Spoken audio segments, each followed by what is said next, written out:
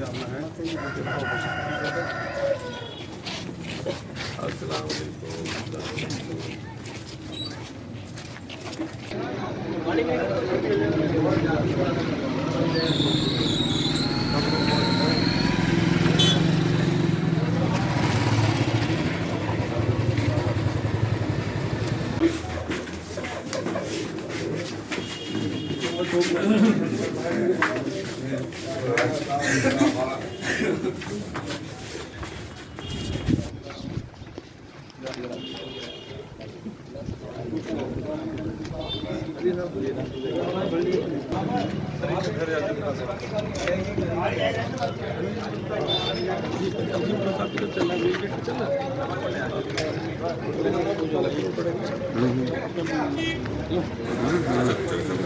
यहाँ पर सही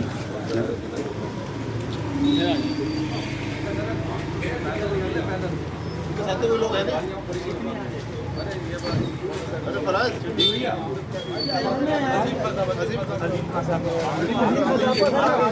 साहब तो अगर आपको आगे थोड़ा पहले चले जाओ।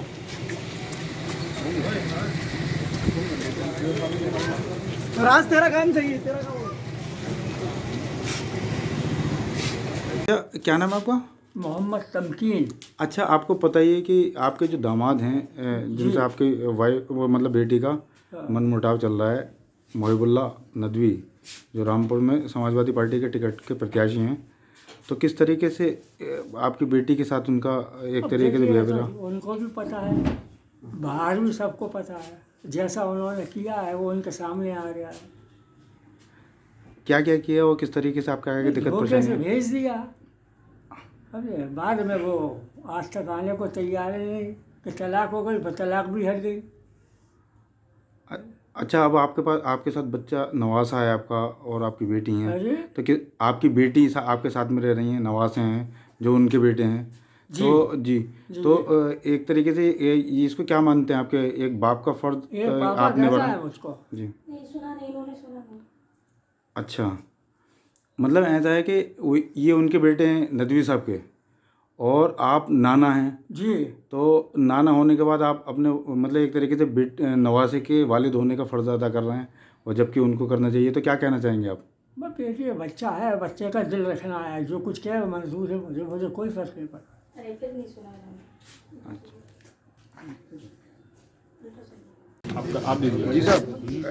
जानना चाहेंगे जिस तरीके से आपसे इलेक्शन लड़ रहे हैं, तो क्या तैयारी है आपका? ये सुनने में आ रहा है कि आज़म खां का जो ग्रुप है वो कहीं ना कहीं आप लोगों के साथ नहीं है, तो क्या कहना चाहेंगे? नहीं, साथ है हमारे। आज तो अखबार में भी आ गया, कई अखबार में ऐसा कोई नहीं, पहले भी जो है कोई ऐसी वो नहीं थी, कोई दूरी की बात नहीं थी, सब लोग साथ हैं, इंडिया के साथ हैं, सब लोग समाजवादी के साथ हैं, पीडीए के साथ हैं, ये अफवाहें हैं और इसके अलावा कुछ नहीं।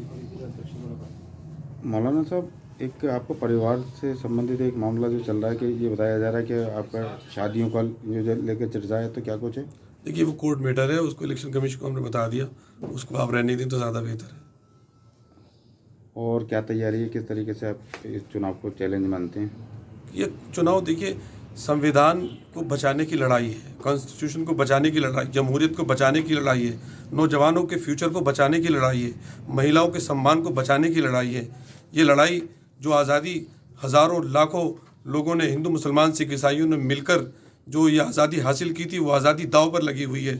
उस जो मुल्क की गरिमा, जो वक़ार, जो उसकी शान है हज़ारों साल से, इस मुल्क की जो एकता की, अखंडता की जो एक शान है, जो वाबस्ता है तमाम भारतीय शहरों की मुकद्दर से, उसको बचाने की लड़ाई है। और उस लड़ाई को बचाने के लिए रामपुर की आवाम ने बहुत कुछ कुर्बानी दी है, और रामपुर की आवाम ने ये तय किया हुआ है कि ज़्यादा से ज़्यादा तादाद में वोट देकर ये लड़ाई जीतेंगे वो, और कोई बाधा नहीं आने देंगे, न धर्म की, न ज़ात की, किसी चीज़ की नहीं। अच्छा नदवी साहब, जिस तरीके से एक आज़म खां क्योंकि जेल के अंदर बंद हैं और सिर्फ 3 ही लोग उनसे मुलाकात कर सकते हैं एक हफ्ते में, तो उनकी कहीं ना कहीं ये बताया जा रहा है कि चिट्ठी कोई ना कोई आएगी, तो आपको पूरी उम्मीद है कि आपके सपोर्ट में आएगी? देखिए, आज़म भाई हमारे सम्मानित यहाँ के सबसे अजीम लीडर हैं, और आप क्या कहते हैं, उन सब के लिए हमारी दुआ है। जितने भी लोग मजलूम हैं, जो जुल्म का किसी वजह से भी शिकार हैं, कैद में हैं, जितने भी बेगुनाह, उनके लिए हम सब दिल से दुआ करते हैं। अच्छा मौलाना साहब, आपकी कोई तैयारी तो पहले से थी नहीं, और जब आपको किसी तरह से कोई खबर मिली कि रामपुर से इलेक्शन लड़ना, तो क्या कैसा फील करा था आपने? बहुत अच्छा फील किया। तैयारी तो ज़हनी तौर पर ये थी कि मैं पॉलिटिकल लोगों का ही इमाम था, मैं पॉलिटिकल लोगों का ही इमाम था, तो ये कहना कि तैयारी थी। जो आदमी पॉलिटिकल लोगों का इमाम हो तो जहन में तो उसके सब कुछ रहता है, कहाँ किस तरह से क्या हो रहा है। पिछली दहाइयों में, गुज़िश्ता दहाइयों में जो हमारे शहर की जिस तरह से डेमोक्रेसी को कुचला गया, हम अब ये अपील करते हैं इलेक्शन कमीशन से कि खुदारा अब ऐसी चीज़ें पेश ना आए कि जिससे निराशा और मायूसी फैले, और फिर उसके जो है निराशा और मायूसी के जो नताइज होते हैं नौजवानों की जहनों पर, जो गलत असरात पड़ते हैं, वो ना पड़ने पाएँ किसी के भी जहन पर।